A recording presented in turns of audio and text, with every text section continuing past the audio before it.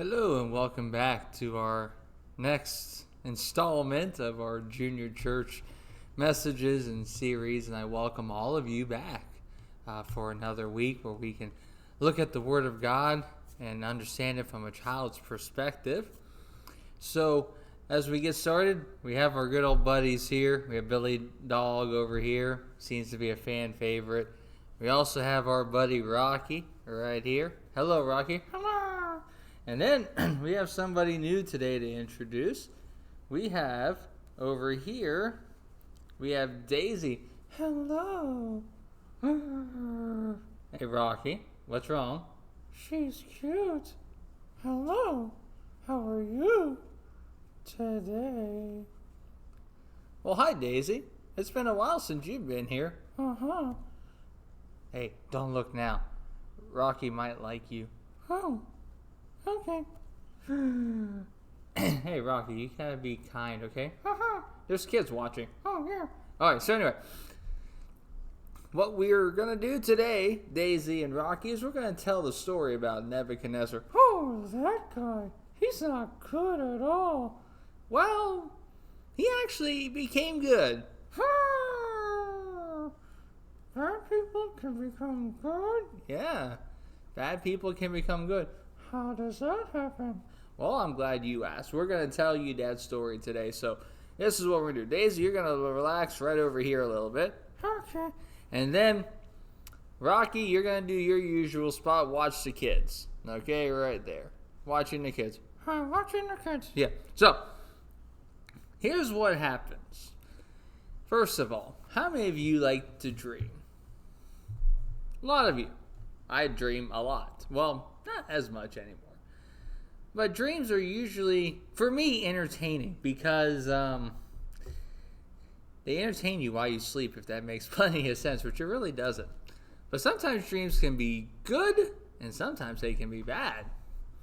And when the bad dreams come, that's when we wake up and we're like, check, make sure you're here and everything's there. And good dreams, you just don't want to wake up out of those because they're just going so great for you. Well, in the beginning of Daniel chapter 4, Daniel 4 really takes a look at Nebuchadnezzar's dream, but how God was able to use that dream to finally turn Nebuchadnezzar over toward him and toward his side. In the beginning of Daniel chapter 4, verse 1, Nebuchadnezzar the king, unto all people, nations, and languages that dwell in the earth, peace be multiplied unto you. I thought it good to show the signs and wonders that the high God had wrought toward me. How great are his signs, and how mighty are his wonders. His kingdom is an everlasting kingdom, and his dominion is from generation to generation. Now, here's what happens. Nebuchadnezzar, evil king, previously we heard that he tried to get rid of Shadrach, Meshach, and Abednego, put them in the fiery furnace, saw 4 people in there instead of 3, realized that I think God was trying to get a hold of his heart. Now here's another instance. He was at his house, flourishing in his palace, but then he had a dream that made him afraid. And he couldn't figure it out. Couldn't figure it out at all. So what he did is he tried to send a whole bunch of wise people. Now again, we hadn't talked about this much, but a couple of chapters ago, Nebuchadnezzar had a dream.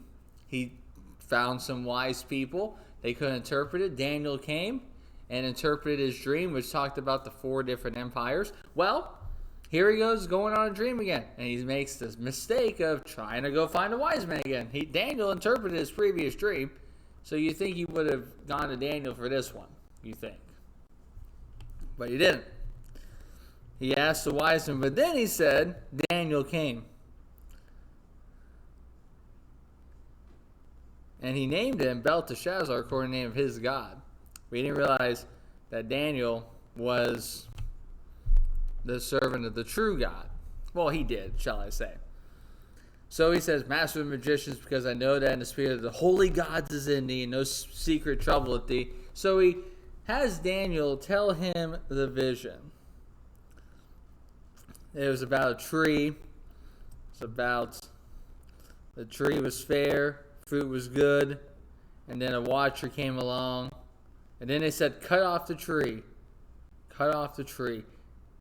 And they left the stump there. And basically what that meant for Nebuchadnezzar is your kingdom is going to be solid, but God's going to take it down. God was eventually going to cut it down. You've gotten too strong. Your greatness is known. But eventually, they're going to cut it down. May not be during his time.